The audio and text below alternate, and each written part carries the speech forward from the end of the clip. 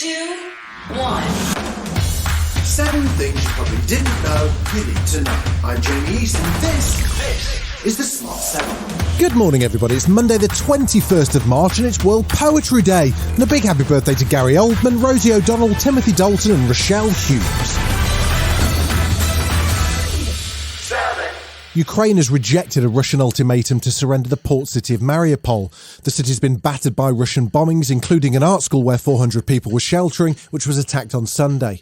It's estimated about 300,000 people remain trapped with no power, water or access to food or humanitarian aid. Ukrainian President Zelensky says he's ready to negotiate with Vladimir Putin, but that the siege of Mariupol will go down in history as one of Russia's worst war crimes. Unfortunately, our dignity is not going to preserve the lives.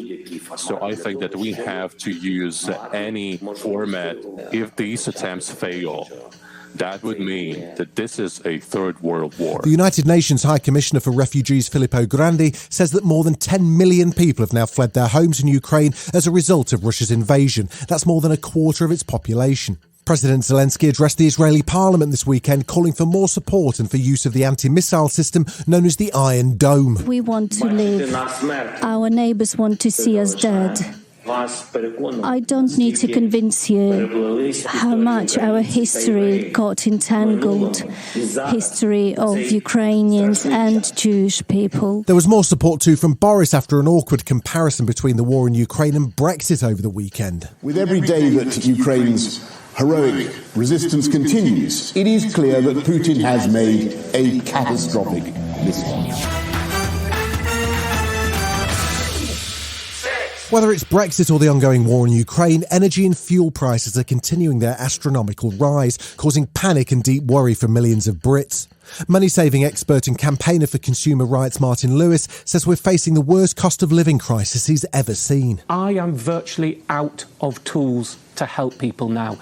It's not something money management can fix. It's not something for those on the lowest incomes telling them to cut their belts will work.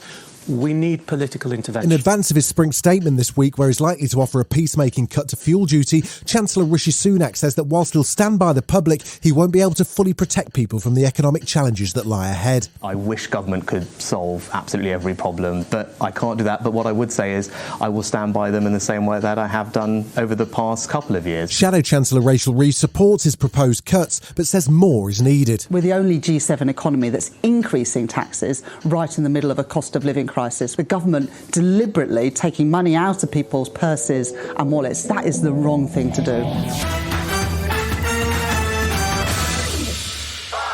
US President Joe Biden heads for Europe this week with a G7 summit and a special session of the European Council on the agenda as he faces more pressure from President Zelensky to weigh in more heavily against Russia, in particular the issue of no-fly zones.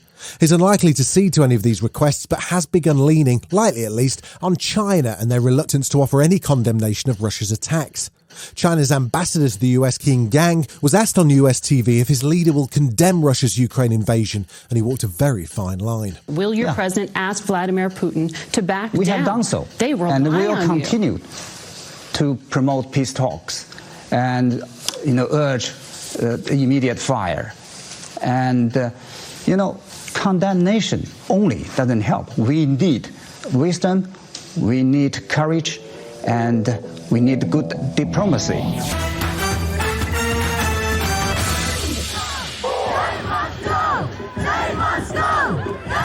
Hundreds of protesters marched through North London on Sunday in support of the black pupil known only as Child Q, who was shockingly strip-searched at school after being wrongly suspected of carrying drugs without a parent or appropriate adult present. The incident happened over 2 years ago, but a report released this month found the search of the 15-year-old girl to be unjustified and that racism was likely to have been a factor. MP for Hackney North and Stoke Newington, Diane Abbott, was among the protesters that gathered this weekend, and she articulated the outrage. The police have to know that this has to stop. We will not have our young people degraded in this way. We will not have this pattern of abuse of black women. Still to come on the Smart 7, FA Cup drama, and Daniel Radcliffe is still not admitting to those Wolverine rumours. Right after this. Welcome back.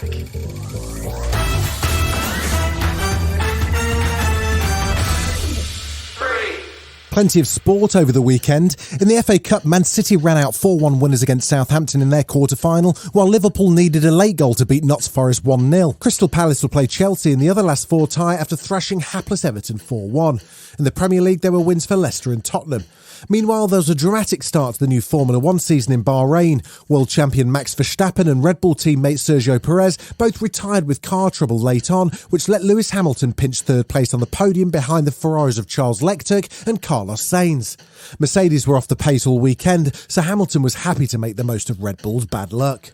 I think, it was such a difficult race. We've struggled throughout practice. This is really the best result we could have got, and of course it was unfortunate for the other two drivers, but we did the best we could, and we're grateful for these points. It must be a right pain in the hole being Daniel Radcliffe, apart from the millions and worldwide adoration, that is. Take the past weekend, for example. The poor little wizard was just trying to promote his new Weird Al Yankovic biopic, but all anyone wanted to know about was the rumour he was to be playing Wolverine in future Marvel movies.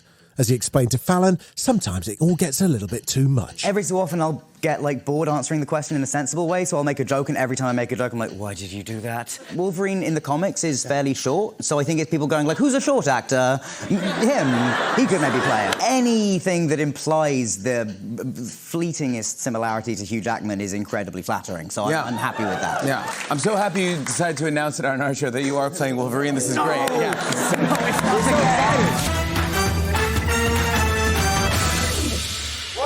It's officially Bridgerton week. As the world prepares themselves for the return of the Netflix smash this Friday, its bright new star Simone Ashley popped up to see Chris Evans at Virgin Radio to talk about what we can expect.